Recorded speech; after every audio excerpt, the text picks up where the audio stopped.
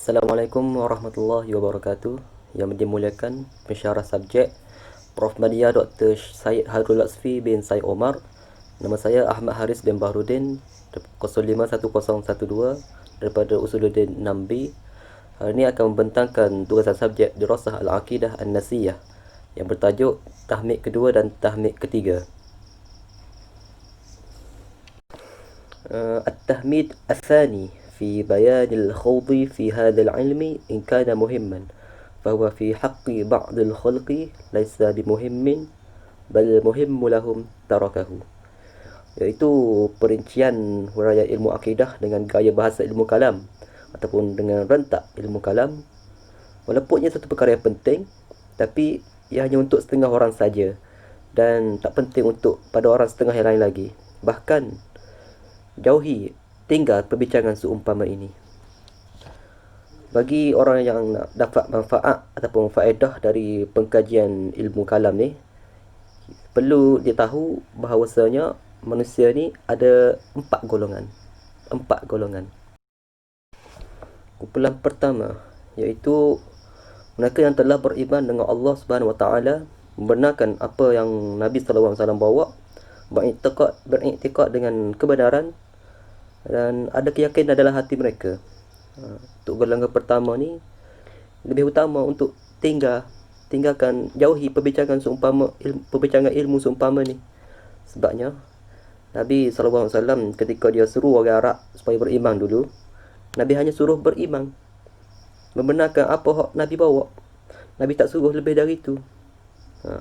Dan tak ada beza seorang itu beriman dengan cara taklid ataupun keimanan dengan didatangkan hujah ataupun dalil. Mereka tetap dianggap beriman. Sebabnya kita tak wajarlah mengganggu akidah yang telah dimiliki. Kalau dibiarkan kaji dalil tersebut, kaji kemusykilan tersebut, kita takut, kita bimbang, kefahaman mereka akan terpengaruh, kemusykilan akan menyelubungi pemikiran mereka, dan kita takut jadi susah nak tinggal ataupun tak dapat selesai kemusykilan walaupun setelah didatangkan dalil. Sebab itulah tak ada pernyataan dari para sahabat yang menyatakan bahawa menyelidiki ilmu keperluan untuk berkecimpung dalam ilmu kalam ni, menyelidiki ilmu kalam untuk kukuhkan akidah kita. Tak ada berita daripada sahabat. Kumpulan kedua iaitu orang yang menyeleweng dari pegangan yang benar, beriktikad dengan iktikad yang salah, iaitu orang kufur dan pelaku bid'ah. Untuk kumpulan kedua ni kita tak guna kecap banyak. Sebabnya golongan kedua ni hanya tunduk dengan pedang, senjata. Dan kalau kita ikut sejarah pun kita dapati peperangan persenjataan yang berlaku antara orang Islam dan orang kafir ni kesannya ramah masuk Islam. Bapa hanya tunduk dengan pedang.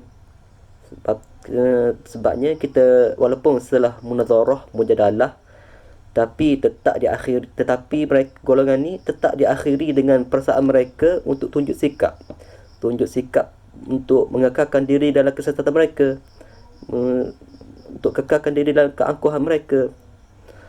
Sebab itulah cahaya iman ni merupakan satu kemuliaan dari Allah Subhanahu Wa Taala. Allah tak kurniakan kepada sesiapa sahaja kecuali kepada orang yang terpilih sahaja. Dan kumpulan kedua ni walik-walik mereka tak mampu terima dengan senang apa hak dibawa, dan ada hak tak hiraukan perkara ni. Imam Ghazali umpamakan kumpulan ni umpama kelawar hak tak boleh kena cahaya matahari. Dan golongan ni tak mempunyai akal yang kuat untuk berfikir tentang dalil-dalil yang dibawa. Dan kalau kita bincang ilmu ni sekalipun, tak mendatangkan manfaat, tapi akan mendatangkan mudarat kepada mereka. Itu golongan kedua. Golongan ketiga iaitu mereka yang mempercayai kebenaran secara taklid, mempercayai kebenaran secara ikut-ikutan, dan hanya dengar saja apa yang diberitahu oleh guru-guru mereka. Tapi mereka ni dikurniakan kebijakan untuk sedar akan keraguan tersebut. boleh fikir kemusykilan hak menggugah hati mereka. Dan kemusykilan itulah yang menyebabkan mereka menjadi ragu-ragu dengan akidah mereka. Ni golongan ketiga. Golongan ketiga ni kita wajib berlembut merawat mereka, kembalikan Islam kepada mereka, kembalikan ketenangan iman. Boleh kita buat mari dalil, buat mari hujah, kita basmikan hujah hak boleh diterima oleh mereka, hak dapat tundukkan pendirian dan keraguan mereka. Dan apabila selepas didatangkan hujah tu dan mereka terima, tak perlu lagi berhujah, cukup setakat tu, tak perlu lagi berdebat, supaya tak nak timbul kekeliruan lain. Tak timbul kekeliruan lain, bebankan lagi mereka. Dan kalau sekiranya walaupun setelah diadakan hujah tapi tak jelas, kita boleh datangkan lagi hujah lain, sedikit demi sedikit dengan pendekatan lebih kukuh. Kumpulan yang keempat, yang terakhir, iaitu kumpulan sesat ataupun kufur tapi mempunyai kepandaian dan kecerdikan. Dan golongan ni kita jangkakan boleh terima kebenaran yang kita sampaikan, boleh terima dakwah. Sewajarnya lah kita untuk golongan ni kita berlembut berhujah dengan mereka. Kita berlembut supaya mereka ni cenderung kepada menerima kebenaran yang kita bawa.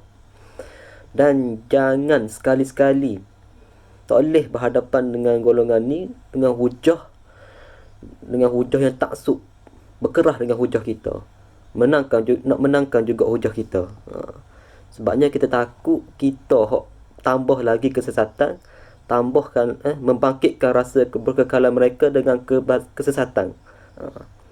Sebab itulah Imam Ghazali khabar kebanyakan kejahilan kesesatan ni menjadi semakin kukuh dalam hati orang awam sebab adanya pendakwah jahil ni. Satu kumpulan jahil ni memujadalah, berhujah dengan musuh yang tadi dengan cara taksub. Cara mereka ni tambah lagi kesesatan, tambah lagi kejahilan mereka walaupun kita betul sekalipun. Maka makin berlonjaklah dalam hati kumpulan ni, semakin ingkar lagi, memberontak lagi, dan semakin kuat iktikad mereka dalam kebatilan. Dan cara hujah secara taksub tadi nyusah ke ulama hak guna kaedah lembut, nak pujuk balik golongan ni, nak hilangkan belenggu kesesatan mereka ni. Sebab orang-orang jahil ni lah berdakwah dengan tak betul ni, mereka lah penyebab mereka kumpulan ni tenggelam lagi dalam kesesatan. Jadi susah nak baiki, nyusah kat orang nak baiki pula. Sebab itulah Imam Ghazali khabar berdebat berbahas ni bukanlah ubat yang boleh merawat, tetapi hanyalah penyakit semata-mata. Dan kita sebagai orang beragama ni, kita perlu pelihara diri dari perkara ni. Tinggalkan sifat hasad, sifat sakit hati, dengki. Dan kita perlu tengok semua makhluk ni dengan pandangan rahmah. Dan kalau kita nak sampaikan hidayah, nak sampaikan dakwah kita, kena berlembut, berhati-hati, beradab. Itu untuk golongan keempat. Tahmid ketiga, fi bayani anna ishtighala bihadzal ilmi min furudil kifayah. Perbincangan ilmu kalam ni hanyalah fardu kifayah. Mempelajari ilmu perbincangan seumpama ni hanyalah fardu kifayah, tak wajib atas semua. Hak wajib atas semuanya hanyalah mempunyai kepercayaan yang utuh dalam hati. Dan pada masa sama juga kita wajib untuk bersihkan perasaan ragu-ragu dan syak wasangka dalam iman kita. Maka dengan inilah perbincangan seumpama ni jadi fardu ain. Bila perbincangan gini dapat hilangkan keraguan kita, dapat hilangkan syak wasangka kita. Fa'in kulta, iaitu ada argumen lain yang tak sefahaman. Apa fardu kifayah?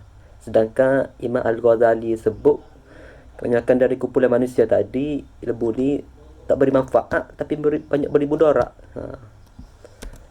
Jawapan Imam Al-Ghazali, fa'lam, apa yang perlu kamu tahu. Berlakunya keraguan pada seseorang tu tak mustahil, haru. Tak mustahil berlaku keraguan dalam diri kita. Dan menghilangkan keraguan tu wajib.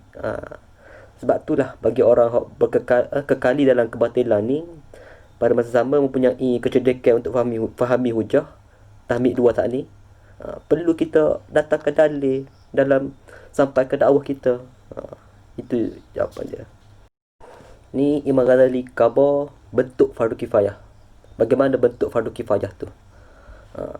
Pertama sekali, berkemungkinan pelaku bid'ah tampil ke hadapan, tampil ke khalayak umum, war-warkan dakwah mereka, dakwah kesesatan mereka kepada masyarakat.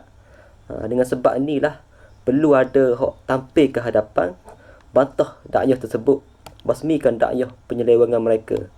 Dan berkemungkinan besar isu ni akan berlaku. Kemungkinan besar isu ni akan berlaku. Maka di suatu tempat tu tak boleh sunyi, perlu ada orang ahli dalam perbincangan ni. Setiap kawasan tu perlu ada orang tegakkan kebenaran, berkecimpung dalam bidang ilmu kalam ni, untuk bimbing kembali orang tersasar, bersihkan balik hati masyarakat dan kekeliruan yang dibawa oleh pendayah tadi. Dan kalau tak ada seorang pun berkecimpung di kawasan tersebut, maka bermasalah, berdosalah ahli masyarakat di tempat tu. Siapa rasa nak berjinak dengan perbincangan ilmu kalam ni, dan dalam tempat dia tu tak ada seorang pun mahir dalam ilmu fiqh dan ilmu kalam, dan dia tak cukup masa nak belajar sekaligus ilmu fiqh dan ilmu kalam tu, mana lebih aula antara dua tu. Ni fatwa Imam Al-Ghazali. Imam Ghazali khabar ilmu fiqh dahulu, jangan dahulukan ilmu kalam. Keperluan ilmu fiqh tu lebih banyak. Orang sentiasa berhajat dalam ilmu fiqh, kepada ilmu fiqh pada setiap keadaan. Banyak isu berkait dengan ilmu fiqh. Sedangkan ilmu kalam ni fardu kifayah je. Dan keraguan yang memerlukan ilmu kalam ni jarang berlaku. Keperluan kepada ilmu kalam ni sedikit. Begitu juga maka tadi umpamakan dengan ilmu kedoktoran. Keperluan ilmu kedoktoran ni kurang berbanding dengan ilmu fiqh. Dan ilmu kedoktoran ni hanya dihajati oleh orang sakit, tidak pada orang sihat. Sedangkan ilmu fiqh ni tak kira sakit, tak kira sihat, sentiasa berhajat kepada ilmu fiqh, sentiasa berhajat pada setiap keadaan. Ini antara logik yang digunakan oleh Imam Ghazali. Dan akhir sekali, jangan kita percaya ataupun tertipulah dengan dakwah orang yang memperbesarkan ilmu kalam ni, bahawa ilmu kalam ni asal kepada akidah, manakala ilmu lain ni hanyalah furuk semata-mata. Jawapan dia, betul, akidah tu nombor satu, tapi dari aspek mengimani, bukan mempelajari ilmu tu. Asal patut kita dahulukannya adalah i'tiqad yang benar, kepercayaan yang teguh, benarkan dalam hati kita dulu. Dan walaupun kita hanya ikut-ikutan, iman kita hanyalah taklid semata-mata, tak ada kemukakan dalil yang jelas, hujah, kita tetap dianggap beriman. Sekian saja dari saya, Ahmad Aris. Assalamualaikum warahmatullahi wabarakatuh.